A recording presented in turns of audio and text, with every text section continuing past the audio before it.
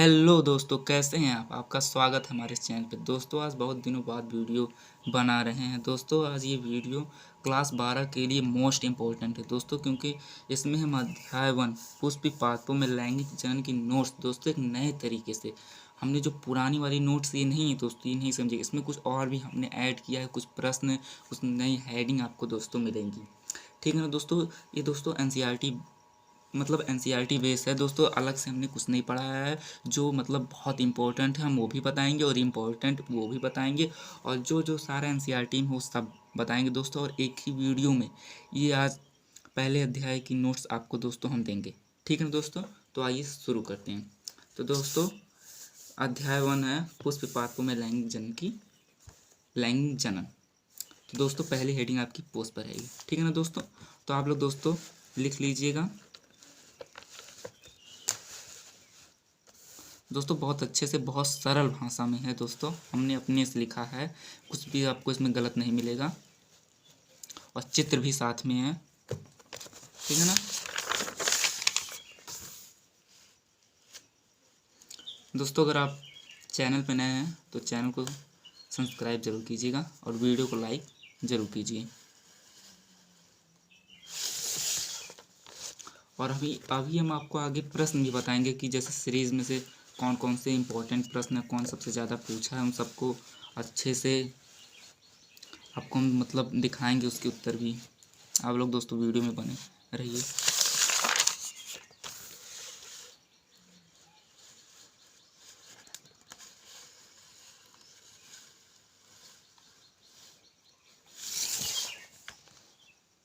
दोस्तों अगर आपको कहीं भी कुछ ना समझ आए तो ऊपर पेज नंबर हमने लिखा है, आप लोग दोस्तों पेज नंबर हमको बता दीजिएगा और कौन सी हेडिंग में क्या है। हम आपको एक शॉर्ट वीडियो के माध्यम से आपको समझा देंगे क्या है। ठीक है ना।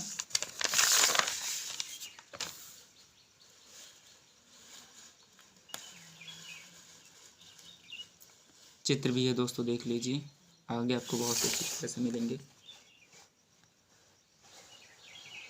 यहाँ से दोस्तों आपके परागण शुरू होता है। हमने दोस्तों इंग्लिश भी लिखा है, आपको इंग्लिश की भी कहीं बाहर गूगल पे सर्च करने की ज़रूरत नहीं पड़ेगी।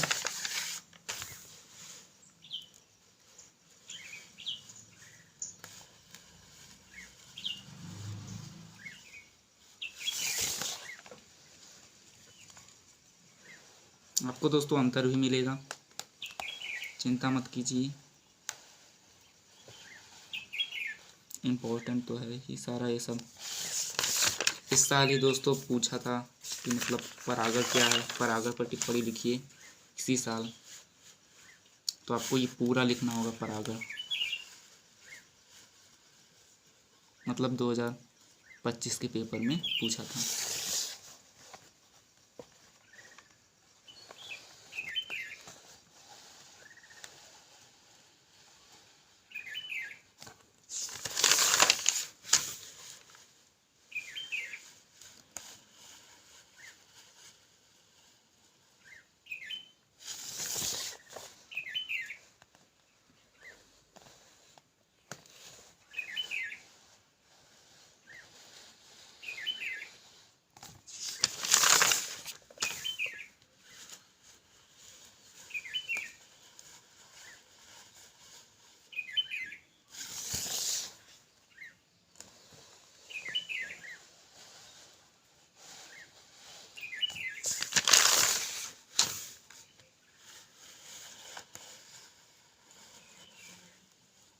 दोस्तों बहुत इंपॉर्टेंट हेडिंग है, भ्रूणकोश और भ्रूणपोष में अंतर, देख लीजिए।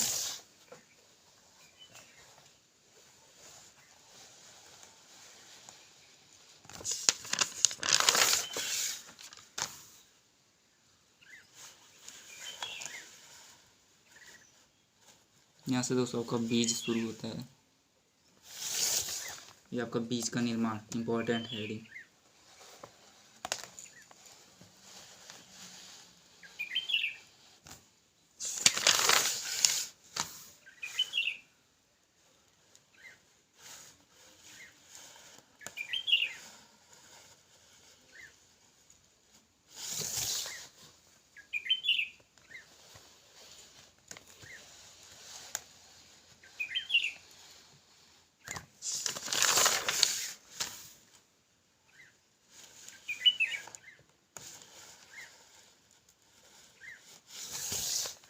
ये भ्रूण तथा बीज में अंतर, ये भी इम्पोर्टेंट है। ये दोस्तों आपके चैप्टर में तो नहीं है, लेकिन हमने ये ऐड किया है कि ये बार बार ये समसूत्री विभाजन और अर्धसूत्री विभाजन आएगा, तो इसको दोस्तों आप लोग जरूर पढ़ लीजिए।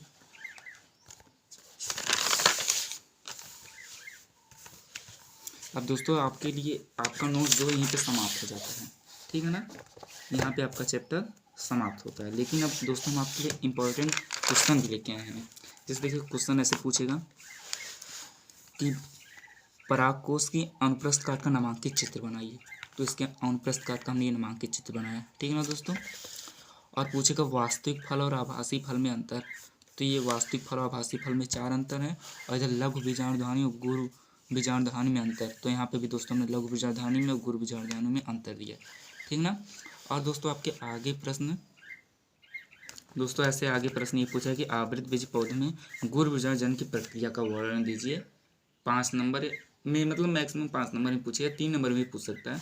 तो आपका ये गुरु बीजाणु प्रक्रिया का वर्णन आपको दोस्तों यहाँ से लेके यहाँ तक है, ठीक है ना दोस्तों।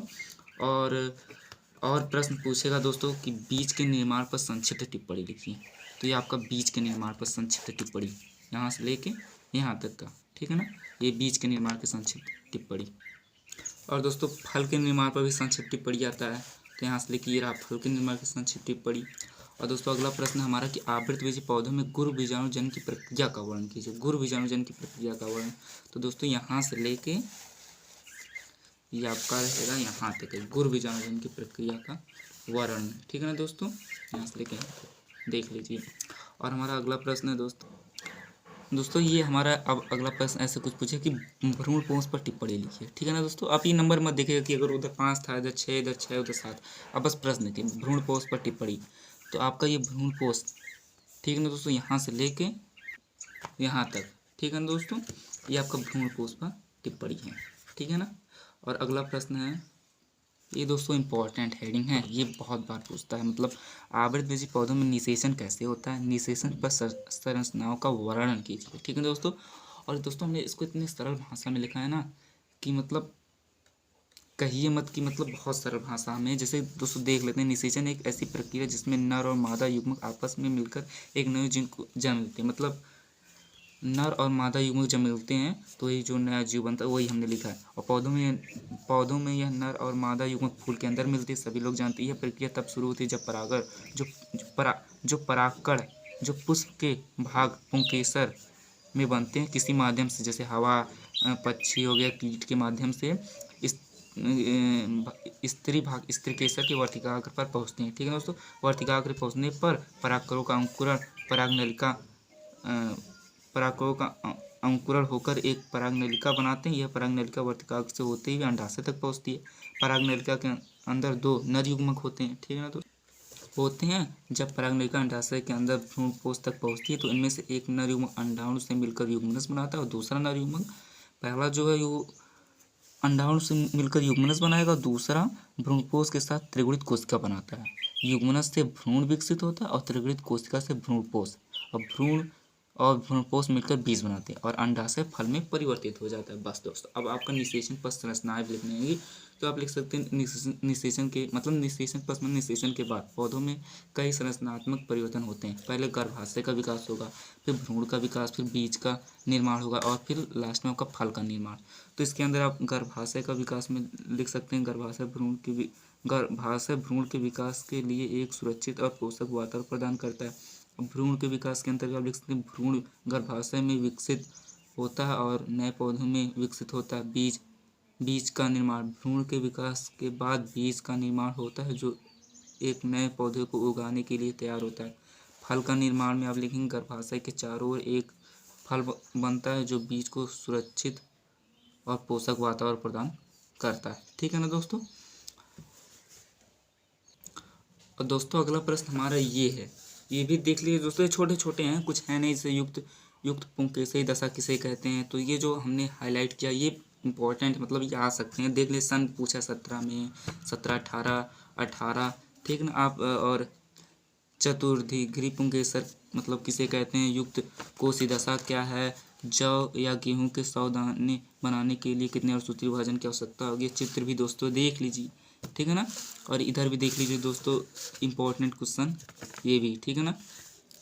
ये सब दोस्तों इम्पोर्टेंट है जिसमें हमने हाईलाइट किया है। इधर भी दोस्तों देख लीजिए जो जो हाईलाइट प्रश्न है, इधर भी आप हाईलाइट वाला ज़रूर पढ़िएगा चाहे जो हो जाए दोस्तों, ठीक है ना।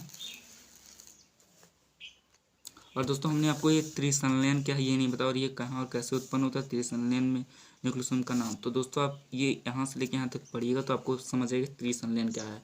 और दोस्तों हमने और सारे आपके जो इसमें प्रश्न है सब बता दिए, जैसे नदी आभासी फल वास्तविक फल क्या है, ये सेब किस प्रकार की कोटि का फल और क्यों, ये दोस्तों हमने आपको बता दिया, ठीक है ना। और दोस्तों ये प्रश्न इसी में से आप लिख लीजिए इसका उत्तर। और दोस्तों आपका ये प्रश्न परागकोश में परागकण किससे भोजन प्राप्त करते हैं, टेपिटम से प्राप्त करते हैं। अगर 1 नंबर में आएगा तो मतलब आप सीधे टेपिटम लिख लीजिएगा, और अगर 3 नंबर में तो आपको यहाँ से यहाँ तक लिख लीजिए, ठीक है ना दोस्तों, देख लीजिए। और दोस्तों एक ये भी प्रश्न बहुत बार पूछा है, आवर्त पौधों में नर युग्म को उद्भिद पर संक्षिप्त विवरण दीजिए। तो ये यहाँ से लेके दोस्तों यहाँ तक है, ठीक है ना। और ये हमने आपको बता दिया बीज तथा फल के विकास के महत्व का उल्लेख कीजिए। दोस्तों अगला प्रश्न है कि आवृत पौधों में द्विनिषेचन की क्रिया का सचित्र वर्णन कीजिए। तो दोस्तों इसका उत्तर ये है दोस्तों, द्विनिषेचन या दोहरा निषेचन, ठीक है ना। तो यहाँ से लेके यहाँ तक और ये रहा उसका चित्र, ठीक है ना। दोस्तों ये भ्रूण कोष पर टिप्पणी, हमने भ्रूण कोष पता था, ये भ्रूण कोष का भी देख लीजिए यहाँ से लेके यहाँ तक का, ठीक है ना दोस्तों। और दोस्तों ये बीज क्या है, किसी एक बीज की संरचना का वर्णन। ये दोस्तों बीज हमने वैसे बीज तो आपको बता ही दिया है, पर अगर दोस्तों आपको ये वाला भी समझ आ रहा है ये, क्योंकि ये भी दोस्तों हम इसलिए बताएं क्योंकि ये भी बहुत अच्छे सरल भाषा में लिखा है। तो दोस्तों ये देख लीजिए यहाँ से लेके यहाँ तक, और एक बीज का चित्र भी यहाँ पे दिया है नीचे, यहाँ पे दोस्तों आपको नहीं दिख रहा होगा, देख लीजिए, ठीक है ना। और दोस्तों अगर आपको बहुविकल्पी चाहिए तो बहुविकल्पी भी यहीं पे है, आप ये सारा पढ़ लीजिएगा, इसमें कोई ये नहीं है कि ये कोई इम्पोर्टेंट है, बस आप एक बार पढ़ लीजिए आपको समझ में आ जाएगा, ठीक है दोस्तों, में कुछ समझाने की ज़रूरत भी नहीं है।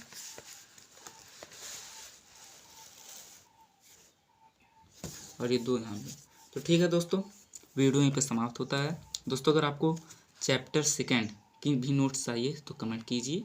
और दोस्तों इस वीडियो पे आप लोग 100 लाइक प्लीज़ करा दीजिए, तो हम अगली वीडियो जो अगला चैप्टर है उसकी भी नोट्स हम अच्छे तरीके से तैयार हो गई है लमसम, हम आप जिस दिन कहें मतलब अगर आप 100 लाइक करा दे रहे हैं जल्द से जल्द तो हम आपकी वो भी वीडियो मतलब जल्द से जल्द अपलोड कर देंगे, ठीक है दोस्तों।